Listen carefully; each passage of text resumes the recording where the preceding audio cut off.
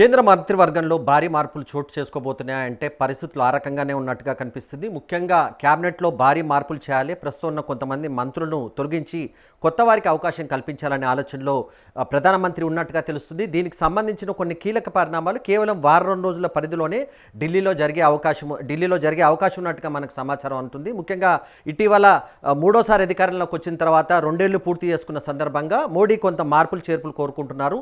దానికి సంబంధించిన కసరత్తే ప్రస్తుతం చేస్తున్నట్టుగా తెలుస్తుంది.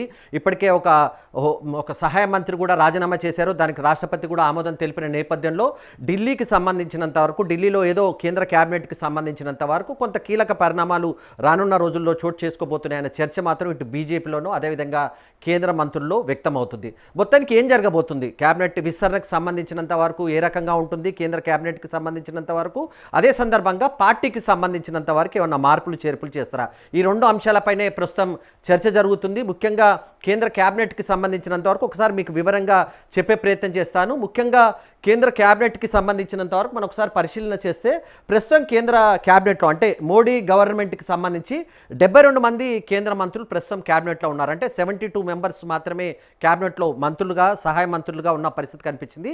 కానీ లెక్క ప్రకారం చూస్తే దాదాపు 81 మంది మంత్రులకు క్యాబినెట్లో తీసుకునే అవకాశం ఉన్నప్పటికీ కొన్ని ఖాళీలు ఉన్నట్టుగా మనకు కనిపిస్తుంది. సో కేవలం 72 మందే ప్రస్తుతం ఉన్నారు. ఇంకొక దాదాపు 9 మందిని కూడా క్యాబినెట్లోకి తీసుకునే అవకాశం ఉంది. ఆ కసరత్తును కూడా మోడీ చేస్తున్నారు. ఆ దిశగానే కొంత చర్చ జరుగుతున్నట్టుగా తెలుస్తుంది. సో ఈ మార్పులు ఎందుకు చేయాల్సి వస్తుంది, ఏ రకంగా చేయాల్సి వస్తుంది అనే అంశాన్ని మనం కొంచెం ఇక్కడ వివరంగా తెలుసుకునే ప్రయత్నం చేద్దాం.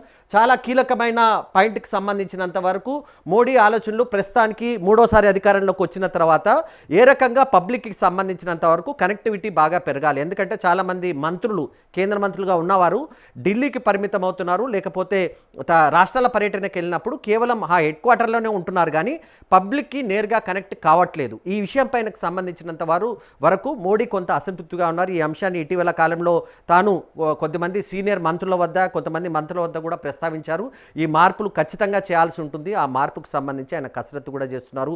విదేశీ పర్యటన ముగించుకొని వచ్చిన మోడీ ఈ అంశానికి సంబంధించి ఇప్పటికే కొంత కసరత్తు చేస్తున్నట్టుగా మనకు తెలుస్తుంది. ఆ పాయింట్ ఆఫ్ వ్యూలోనే అతి త్వరలోనే క్యాబినెట్కి సంబంధించినంత వరకు కొంత కీలక నిర్ణయాలు తీసుకునే అవకాశం ఉన్నట్టుగా తెలుస్తుంది. మరొక కీలక అంశాన్ని నేను చెప్పే ప్రయత్నం చేస్తాను. ఇక్కడ మనకు కనిపిస్తున్న ఈ ఫోటో చాలా కీలకమైనదిగా మనం చెప్పుకోవాల్సి ఉంటుంది. ఎందుకంటే ఈ ముగ్గురు మంత్రులు ఎవరైతే ఉన్నారో ప్రస్తుతం మోడీ గవర్నమెంట్లో, ఇక్కడ మోడీ ఉన్నారు, ఆ తర్వాత రాజ్నాథ్ సింగ్ రక్షణ శాఖ మంత్రిగా ఉన్నారు, అమిత్ షా హోంశాఖ మంత్రిగా ఉన్నారు, నితిన్ గడ్కరీ రోడ్ల శాఖకు సంబంధించి ఉన్నారు. ప్రస్తుతం ఈ గవర్నమెంట్కి, మోడీ గవర్నమెంట్కి సంబంధించి అత్యంత పిల్లర్గా ఎవరున్నారని చెప్తే ఈ ముగ్గురు పేర్లు మనకు ప్రధానంగా వినిపిస్తాయి. ఈ ముగ్గురు కూడా చాలా కీలక పాత్ర పోషిస్తున్నారు. రేపు క్యాబినెట్ విస్తరణ అంటూ జరిగితే ఈ ముగ్గురిని మాత్రం టచ్ చేసే అవకాశం లేదు. వాళ్ళ శాఖలు కూడా మారే అవకాశం ఉండదు. ఎందుకంటే రాజ్నాథ్ సింగ్ రక్షణ శాఖ మంత్రిగా ఉన్నారు, బీజేపీకి సంబంధించి అత్యంత సీనియర్ నాయకులు కనుక ఆయనకు సంబంధించి మాత్రం ఎలాంటి మార్పులు జరిగే అవకాశం లేదు. ఇక అందరికీ తెలుసు, అమిత్ షా నెంబర్ 2గా చెప్తారు, పవర్ఫుల్ సెంటర్ పాయింట్గా ఉంటారు. కేంద్ర క్యాబినెట్కి సంబంధించి కానీ కేంద్ర ప్రభుత్వానికి సంబంధించి ఆయన కీలకం కనుక ఆయన ప్రస్తుతం హోంశాఖ మంత్రిగా ఉన్నారు. ప్రస్తుతం దేశంలో నెలకొన్న పరిస్థితులు, ఇతర కారణాల చేత ఆయనకు ఆ శాఖలో కూడా ఎలాంటి మార్పులు జరిగే అవకాశం లేదు. కానీ బీజేపీకి సంబంధించినంత వరకు చాలా చర్చ జరిగినప్పటికీ నితిన్ గడ్కరీ పేరు కూడా చాలా ప్రధానంగా వస్తుంది. ఆర్ఎస్ఎస్కి సంబంధించి, సంఘ్ పరివార్కి సంబంధించి అత్యంత కీలకమైన నేతగా మనం చెప్పుకోవాల్సి ఉంటుంది. ఎందుకంటే బీజేపీకి సంఘ్ పరివార్కి సంబంధించి వారధిగా ఎవరు ఉంటారంటే అది నితిన్ గడ్కరీగా చెప్పుకోవాల్సి ఉంటుంది. నాగ్పూర్కి సంబంధించిన వ్యక్తి కావడం చేత ఒక టైంలో అతన్ని కూడా ప్రధానమంత్రి అవుతారని చర్చ జరిగిన నేపథ్యంలో ఈయనకు ప్రాధాన్యత ఉంటుంది కనుక ఈయన ప్రస్తుతం రహదారుల శాఖ మంత్రిగా ఉన్నారు కనుక ఆయన శాఖకు సంబంధించి కూడా ఎలాంటి మార్పులు జరిగే అవకాశం లేదు. సో క్లారిటీగా చెప్తున్నాం మనము, ఈరోజు క్యాబినెట్ విస్తరణ అంటూ జరిగితే ఈ ముగ్గురు మంత్రులకు సంబంధించి మాత్రం వారి శాఖలు మారే అవకాశం ఉండదు, దాదాపుగా వారు కూడా మారే అవకాశం ఉండదు. ఆ విషయానికి సంబంధించి ప్రధానమంత్రి దగ్గర కొంత క్లారిటీగా ఉన్నట్టుగా తెలుస్తుంది. సో వీళ్ళ శాఖలకు సంబంధించి మాత్రం ఎలాంటి మార్పులు ఉండవు. అదే సమయంలో పార్టీకి సంబంధించినంత వరకు నితిన్ నబీన్ని ఎప్పుడైతే పార్టీకి సంబంధించినంత వరకు జాతీయ అధ్యక్షులుగా చేశారో, నితిన్ నబీన్కి సంబంధించి ఒక టీం కావాలని చెప్పేసి ఆయన కోరుకుంటారు. నితిన్ నబీన్ మనకి ఇక్కడ ప్రస్తుతం కనిపిస్తున్నారు. ఆయన ప్రస్తుతం బీజేపీ జాతీయ అధ్యక్షులుగా ఉన్నారు. ఈయనకు సంబంధించి చాలా చిన్న వయసులోనే పార్టీ అధ్యక్ష బాధ్యతలు అప్పగించారు మోడీ, అమిత్ షా. సో ఈయనకు ప్రస్తుతం ఒక టీం కావాలి. ప్రస్తుతం ఆయన అధ్యక్షుడిగా ఉన్నారు, కానీ పూర్తి స్థాయిలో మాత్రం ఆయనకు సంబంధించిన టీంని మాత్రం, అంటే పార్టీకి సంబంధించిన టీం ఏర్పడలేదు. ఇప్పుడు మోడీ ఆలోచన కానీ పార్టీ ఆలోచన ఏంటంటే ఇప్పటి వరకు దాదాపు 12 సంవత్సరాలుగా మోడీ క్యాబినెట్లో మంత్రులుగా పనిచేసిన వారు ఎక్సెప్ట్ ఆ ముగ్గురికి సంబంధించినంత వరకు నితిన్ గడ్కరీ, అమిత్ షా, రాజ్నాథ్ సింగ్ తప్ప మిగతా వాళ్ళకి సంబంధించినంత వరకు పార్టీకి పనిచేయాల్సి ఉంటుంది, ఆర్గనైజేషన్కి పనిచేయాలి. ఎందుకంటే రానున్న రోజుల్లో కొన్ని కీలక ఎన్నికలు రాబోతున్న నేపథ్యంలో, ముఖ్యంగా అసెంబ్లీ ఎన్నికలు రాబోతున్న నేపథ్యంలో వాటికి సంబంధించి కొంత ప్రాధాన్యత ఇవ్వాలని చెప్పేసి ఆలోచనలో పార్టీ ఉన్నట్టుగా తెలుస్తుంది. ఆ ఎన్నికలకు సంబంధించిన వివరాలు కూడా నేను చెప్తాను. ప్రస్తుతానికి పార్టీని బలోపేతం చేయాలి. పార్టీకి సంబంధించినంత వరకు బలోపేతం అంటే చాలామంది నాయకులు మంత్రులుగా ఉన్నారు కానీ ఆర్గనైజేషన్కి పనిచేయాలి. ఆర్గనైజేషన్ అంటే బీజేపీకి పనిచేయాల్సి ఉంటుంది, అది రాష్ట్ర అధ్యక్షులుగా పనిచేయాల్సి ఉంటుంది, ఆర్గనైజేషన్ సెక్రటరీస్గా కొంత పనిచేయాల్సి ఉంటుంది, కొన్ని రాష్ట్రాలకు ఇన్ఛార్జులుగా వెళ్లాల్సి ఉంటుంది. కనుక కొంతమంది సీనియర్ మంత్రులకు ఈ బాధ్యతలు, పార్టీ బాధ్యతలు అప్పగించే అవకాశం ఉంది. నితిన్ నబీన్ టీంని బలోపేతం చేయడం. నితిన్ నబీన్ అనే వ్యక్తి చాలా జూనియర్ నాయకుడిగా మనం చెప్పుకోవాల్సి ఉంటుంది. చాలా చిన్న వయసులోనే పార్టీ అధ్యక్షుల బాధ్యతలు చేపట్టినప్పటికీ ఆయనకు సీనియర్ల అవసరం ఉంది. సీనియర్ల తోడుబాటు ఉంటే మాత్రం ఆయన అద్భుతాలు చేసే అవకాశం ఉంటుంది. కనుక ఆయనకు ఒక పెద్ద టీంని ఇచ్చే టాస్క్లో ప్రస్తుతం ప్రధానమంత్రితో పాటు ఇతర సీనియర్ నాయకులు ఉన్నట్టుగా తెలుస్తుంది. సో ఇక్కడ క్యాబినెట్ విస్తరణ ఎంత ఇంపార్టెంటో పార్టీకి సంబంధించినంత వరకు ఈయనకు ఒక టీంని ఇవ్వాలి, ఆయన టీంని కూడా బలోపేతం చేసేందుకు కొంత కసరత్తు జరుగుతుంది. ఏం చేస్తారు ఈ సమయంలో అంటే మోడీ ఆలోచన ప్రస్తుతం 72 మంది ఎవరైతే ఉన్నారో వాళ్ళలో 50%, దాంట్లో దాదాపు 20 నుంచి 30 మందికి పైగా మంత్రులుగా ఉన్న వాళ్ళను పార్టీ బాధ్యతలు అప్పగించే అవకాశం ఉంది. ఇది కీలకమైన పరిణామంగా మనం చెప్పుకోవాల్సి ఉంటుంది. అంటే పార్టీ బాధ్యతలకు వెళ్లాల్సి ఉంటుంది. పార్టీలో ఆర్గనైజేషన్ సెక్రటరీస్గా, జనరల్ సెక్రటరీస్గా అనేక రకాలమైన పదవులు ఉంటాయి కనుక పార్టీని బలోపేతం చేయాల్సి ఉంటుంది. ఇప్పుడు నెక్స్ట్ టైం ఇంకా 3 years ఉంది మళ్ళీ ఎలక్షన్స్కి రావడానికి. ఒకవేళ ముందుగానే ఎలక్షన్స్ వస్తాయన్న చర్చ కూడా జరుగుతున్న నేపథ్యంలో దానికి రెడీగా పార్టీ ఉండాలంటే ఈయన టీంకి సంబంధించి మోడీ ప్రస్తుతం ఏదైతే ఈ టీంలో ఇక్కడ మనకు కనిపిస్తున్నారో వాటిలో కొంతమందిని మాత్రం పూర్తిగా అంటే 20 నుంచి 30 మందిని పూర్తిగా పార్టీకి అప్పగించే అవకాశం ఉంది. వాళ్ళంతా పార్టీ బాధ్యతలు మాత్రమే చేపట్టాలి. పార్టీ వాళ్ళకి సంబంధించినంత వరకు కొంత కసరత్తు చేసి పార్టీని బలోపేతం చేయడానికి ఏ రకమైన చర్యలు తీసుకోవాలనే అంశానికి సంబంధించి వాళ్ళకి ఆ బాధ్యతలు అప్పగించే అవకాశం ఉన్నట్టుగా తెలుస్తుంది. ఎందుకు బీజేపీ ఇంత స్థాయిలో మార్పులు చేయాలని భావిస్తుందని అంటే ఇందాక మనం చెప్పుకున్నట్టుగా రానున్న సంవత్సరం బీజేపీకి సంబంధించినంత వరకు అత్యంత కీలకమైన సంవత్సరంగా మనం చెప్పుకోవాలి. ఎందుకు అంటే బీజేపీకి సంబంధించిన అత్యంత పవర్ఫుల్ స్టేట్ ఏదైతే చెప్పుకుంటామో గుజరాత్, ఉత్తరప్రదేశ్ లాంటి రాష్ట్రాలకు, పంజాబ్ లాంటి రాష్ట్రాలకు వచ్చే ఏడాది అసెంబ్లీ ఎన్నికలు జరగబోతున్నాయి. అసెంబ్లీ ఎన్నికలు జరుగుతున్న నేపథ్యంలో ఆ రాష్ట్రాల్లో పార్టీ డెవలప్ కావాలన్నా, ఆ రాష్ట్రాల్లో పార్టీ బాగుండాలంటే కొంతమంది సీనియర్ నాయకులకు ఆ రాష్ట్రాలకు సంబంధించిన బాధ్యతలు అప్పగించాలి. ఇది 2027లో ఈ రాష్ట్రాలకు దాదాపు 7 రాష్ట్రాలు ఉన్నాయి. గోవా, మణిపూర్, ఉత్తరాఖండ్, అదేవిధంగా హిమాచల్ ప్రదేశ్ లాంటి రాష్ట్రాలతో పాటు గుజరాత్ పెద్ద రాష్ట్రంగా మనం చెప్పుకుంటున్నాం కనుక గుజరాత్, ఉత్తరప్రదేశ్, పంజాబ్ లాంటి పెద్ద రాష్ట్రాల్లో కూడా అసెంబ్లీ ఎన్నికలు జరగబోతున్న నేపథ్యంలో ఆ రాష్ట్రాలకు సంబంధించినంత వరకు పార్టీని కొంత గేరప్ చేయాల్సి ఉంటుంది. పార్టీ ఎక్కడ వీక్ ఉంది, దానికి సంబంధించి ముఖ్యంగా పార్టీకి చాలా ఇంపార్టెంట్ అయిన స్టేట్ ఏదైనా ఉందంటే అది ఖచ్చితంగా మనం చెప్పుకోవాల్సిన స్టేట్ ఉత్తరప్రదేశ్. బీజేపీ అధికారంలో ఉంటుందంటే, ఏదైనా స్టేట్ బీజేపీకి ఉపయోగపడుతుందంటే అది ఖచ్చితంగా ఉత్తరప్రదేశ్ స్టేట్ కనుక ఉత్తరప్రదేశ్కి సంబంధించినంతవరకు ఇప్పటికే అక్కడ అధికారంలో ఉంది యోగి ఆదిత్యనాథ్, అక్కడ ముఖ్యమంత్రిగా ఉన్న నేపథ్యంలో అక్కడ పార్టీని బలోపేతం చేయాలనే దిశగానే కొంత బీజేపీ ఆలోచిస్తుంది. అక్కడ కొన్ని పరిణామాలు జరుగుతున్నాయి. అక్కడ కూడా ఇప్పటికే కొంత రాష్ట్ర స్థాయిలో క్యాబినెట్లో మార్పులు చేర్పులు చేశారు. ఆ రకమైన కసరత్తు కూడా జరుగుతున్న నేపథ్యంలో కొంతమంది సీనియర్ నాయకులకు గుజరాత్ ఎన్నికలకు ఉత్తరప్రదేశ్ ఎన్నికలకు సంబంధించిన బాధ్యతలు అప్పగించే అవకాశం ఉంది. ఇక ప్రధానమంత్రి మోడీతో పాటు హోంశాఖ మంత్రి అమిత్ షా సొంత స్టేట్ గుజరాత్లో కూడా ఎన్నికలు వచ్చే సంవత్సరమే జరగబోతున్నాయి. అది కూడా చాలా కీలకమైన ఎన్నికలు కావడం చేత అక్కడ కూడా కొంత ఫోకస్ చేయాల్సి ఉంది అనే ఆలోచనలో బీజేపీ ఉన్న నేపథ్యంలో అక్కడ కూడా ఇప్పుడు కొంతమంది ఎవరైతే మంత్రులు ఉన్నారో వాళ్లకు ఆ రాష్ట్రాలకు సంబంధించిన బాధ్యతలు అప్పగించే అవకాశం ఉన్నట్టుగా తెలుస్తుంది. గుజరాత్ కూడా బీజేపీకి అత్యంత కీలకమైన స్టేట్, ఒక రకంగా మదర్ స్టేట్గా చెప్తారు బీజేపీకి సంబంధించినంత వరకు. అమిత్ షా ప్రధానమంత్రి మోడీ కూడా ఆ స్టేట్ నుంచి రిప్రజెంట్ చేస్తున్నారు కనుక అక్కడ వాళ్ళకి సంబంధించి ఆ స్టేట్ ఇంపార్టెంట్. అదేవిధంగా పెద్ద స్టేట్ మరొకటి ఉంది పంజాబ్. అక్కడ ఇప్పటివరకు బీజేపీ ప్రభుత్వంలో లేదు, ఇప్పుడు ఆప్ ప్రభుత్వం ఉంది, గతంలో కాంగ్రెస్ ప్రభుత్వం ఉంది. కానీ ఈసారి కోయిల్యూషన్ గవర్నమెంట్ అని ఏర్పాటు చేయాలి, కొన్ని భాగస్వామ్య పార్టీలను తీసుకొచ్చి ఒక కూటమిగా ఏర్పడి పంజాబ్లో అధికారాన్ని చేజిక్కించుకోవాలనే ప్రయత్నంలో బీజేపీ ఉన్నట్టుగా తెలుస్తుంది. ఇప్పటికే ఆపరేషన్ ఆకర్ష్ చేశారు. ఆప్కి సంబంధించిన కీలకమైన నేతలు కూడా ఇప్పటికే బీజేపీలోకి వచ్చిన నేపథ్యంలో పంజాబ్కు సంబంధించినంత వరకు కొంత కసరత్తు అయితే జరుగుతుంది. దాన్ని కొంత ఇంకా బలోపేతం చేయాలనే ఆలోచనలో ఉన్నారు. హిమాచల్ ప్రదేశ్, ఉత్తరాఖండ్, మణిపూర్, గోవాకు సంబంధించి కొంత చిన్న స్టేట్స్ అయినప్పటికీ అక్కడ తిరిగి అధికారంలోకి రావాలనే ఆలోచనలోనే బీజేపీ ఉంది. అందుకోసమే ఈ మంత్రులకు, కొంతమంది నాయకులకు ఆ బాధ్యతలు అప్పగించే అవకాశం ఉన్నట్టుగా తెలుస్తుంది. కేంద్ర క్యాబినెట్కి సంబంధించినంత వరకు ఏ రకమైన ఆధారాన్ని చూసుకుని అంటే ఒక కొలబద్ద అనేది ఏముండాలి, మోడీ ఏ క్రైటీరియా ఈ మార్పులు చేర్పులు చేస్తున్నారంటే ఒకటి మంత్రులకు సంబంధించిన క్రైటీరియాని చూస్తున్నారు. ఒకటి కేంద్ర క్యాబినెట్ ఎలా ఉంటుందంటే ఒక క్యాబినెట్ మంత్రి ఉంటారు, ఫస్ట్ క్యాబినెట్ మంత్రి ఉంటారు, ఆ తర్వాత సహాయ మంత్రి ఉంటారు, ఆ తర్వాత ఇండిపెండెంట్ మంత్రి ఉంటారు. 3 కేటగిరీగా కేంద్ర క్యాబినెట్ ఉంటుంది. ఈ 3 కేటగిరీలకు సంబంధించి క్యాబినెట్ శాఖ మంత్రి అంటే కీలకమైన నేత, ఎందుకంటే కీలకమైన మంత్రిగా చూస్తారు, అతను క్యాబినెట్ సమావేశానికి హాజరవుతారు. సహాయ శాఖ మంత్రులు ఉంటారు కానీ వాళ్ళు క్యాబినెట్ సమావేశాలకు పెద్దగా హాజరు కారు, కానీ వాళ్ళకు కొన్ని అనుబంధంగా కొన్ని శాఖలను కేటాయించే అవకాశం ఉంటుంది కనుక ఆ శాఖకు మంత్రులు ఉంటే ఇండిపెండెంట్ ఛార్జీలు మంత్రులు కూడా కొంతమంది ఉంటారు.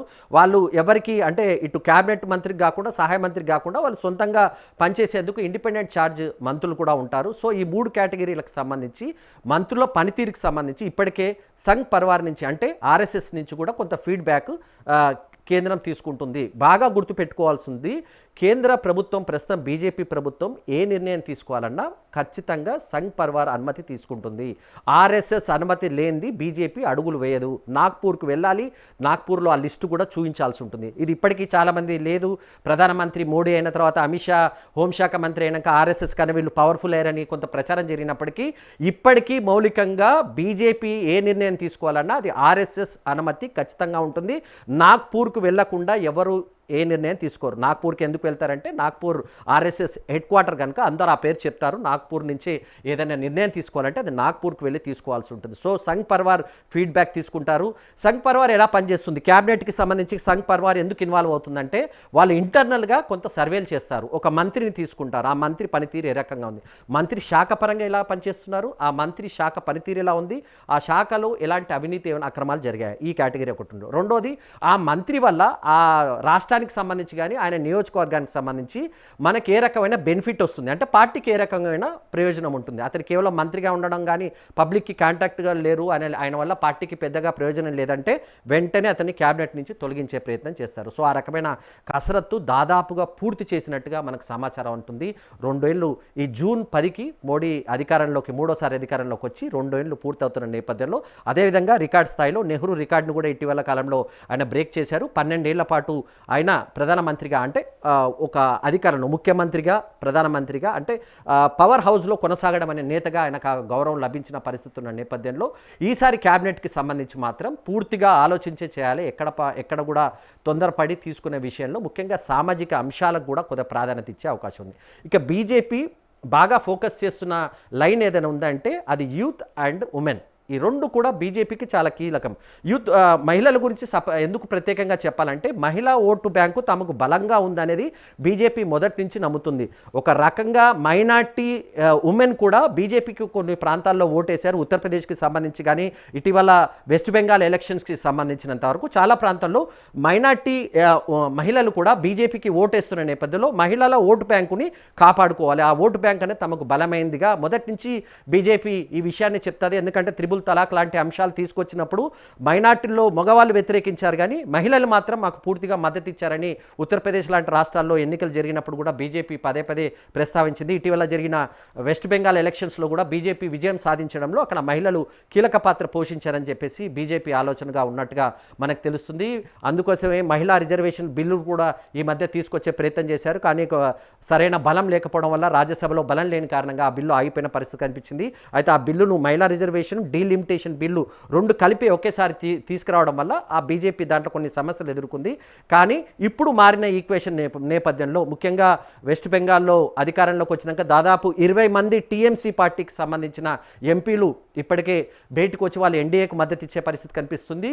ఉదయ్ ఠాక్రేకి సంబంధించినంత వరకు ఆయన పార్టీకి సంబంధించిన 6 ఎంపీలు కూడా ఏక్నాథ్ షిండే వర్గానికి సంబంధించిన వర్గంలో జాయిన్ అయ్యి వాళ్ళు పరోక్షంగా ఎన్డీఏకు మద్దతు పలికే పరిస్థితి కనిపిస్తుంది. అట్లా మిగతా చిన్న చిన్న పార్టీలు కూడా కొన్ని మార్పులు చేర్పులు చేస్తున్నాయి. ఆప్కు సంబంధించిన కొంతమంది కూడా ఇప్పటికే ఎన్డీఏకు మద్దతు ఇస్తున్న నేపథ్యంలో ఈసారి కొంత బలం ఉంది కనుక మళ్ళీ డీలిమిటేషన్, మహిళా రిజర్వేషన్ బిల్లులను తీసుకొచ్చే ఆలోచనలో బీజేపీ ఉన్నట్టుగా ప్రచారం జరుగుతున్న నేపథ్యంలో ఆ అంశం పైన కూడా కొంత కసరత్తు జరుగుతుంది. అదే సమయంలో పబ్లిక్ ఒక మెసేజ్ ఇవ్వాలి, యూత్కి అదేవిధంగా మహిళలకు ప్రాధాన్యత ఇస్తున్నామని చెప్పే ఉద్దేశంలో భాగంగా ఈసారి క్యాబినెట్ విస్తరణలో అంటే క్యాబినెట్ విస్తరణ జరిగే సందర్భంగా మహిళలకు కొంత ప్రాధాన్యత ఇచ్చే అవకాశం ఉంది, యూత్కు కూడా ప్రాధాన్యత ఇచ్చే అవకాశం ఉన్నట్టుగా అనురాగ్ ఠాకూర్ లాంటి నేతలు కొంతమంది ఇప్పుడు ప్రస్తుతం వెయిట్ చేస్తున్నారు క్యాబినెట్లోకి రావాలని. అలాంటి వాళ్లకు క్యాబినెట్లోకి తీసుకునే అవకాశం ఉన్నట్టుగా తెలుస్తుంది. మరి కొంతమంది స్టార్స్ కొంతమంది ఉన్నారు, స్పోర్ట్స్కి సంబంధించిన వాళ్ళు కూడా ఉన్నారు కనుక వాళ్ళకు కొంత ప్రాధాన్యత ఇవ్వాలనే ఆలోచన ఉన్నారు. ఈ కసరత్తు మొత్తానికి జరుగుతుంది. దాదాపు ఒక కంక్లూజన్కి వచ్చినట్టుగా మనకు తెలుస్తుంది. ఆ కంక్లూజన్ అన్నీ అనుకున్నట్టుగా జరిగితే ఈ నెలాఖరికే ఖచ్చితంగా క్యాబినెట్ని విస్తరిస్తారు. 72 మంది ఎవరైతే ప్రస్తుతం క్యాబినెట్లో ఉన్నారో ఆ సంఖ్య 81కి పెంచుకునే అవకాశం ఉంది కనుక ఈసారి పూర్తి స్థాయిలో 81 మంది ఈసారి సెంట్రల్ క్యాబినెట్లో ఉండే అవకాశం ఉంది. ఆ దిశగానే కొంత కసరత్తు జరుగుతుంది. కానీ మనం స్పష్టంగా చెప్తున్నాము, ఆ 72 మందిలో 20 నుంచి 30 మంది పూర్తిగా తమ మంత్రి పదవులను కోల్పోతారు. వాళ్ళు పార్టీకి పనిచేయాల్సి ఉంటుంది. ఇది కీలకమైన డెవలప్మెంట్గా చెప్పుకోవచ్చు. ఆ మంత్రులు ఎవరు ఉంటారు ఏంటనేది కూడా మనం మళ్ళీ దానికి సంబంధించిన వివరంగా చెప్పే ప్రయత్నం చేశాము. దానికి సంబంధించి కూడా కొంత కీలకమైన సమాచారం రావాల్సి ఉంటుంది కనుక ఆ సమాచారంతో కూడా మేము ముందుకు వస్తాము. ఎవరెవరు మంత్రులకు సంబంధించినంత వరకు, కేంద్రంలో ఉన్న మంత్రులకు సంబంధించినంత వరకు మార్పులు ఏమైనా జరుగుతాయా, నిర్మలా సీతారామన్ ఆర్థిక శాఖ మంత్రిగా కొనసాగుతారా, లేకపోతే ఆమెను పార్టీకి ఏమైనా పంపిస్తారా, అదేవిధంగా పీయూష్ గోయల్ లాంటి వాణిజ్య శాఖకు సంబంధించి ఆయన ఉన్నారు. అమెరికాకు సంబంధించి ట్రేడ్ డీల్ జరిగిన నేపథ్యంలో పీయూష్ గోయల్ని కొనసాగిస్తారా లేదా అని అనేక అంశాలకు సంబంధించినంత వరకు కొంత చర్చ అయితే జరుగుతుంది. కానీ మనం స్పష్టంగా ముందుగానే చెప్పినట్టుగా ముగ్గురు మంత్రులు మినహా ఎవరిపైనా గ్యారంటీ కనిపించట్లేదు.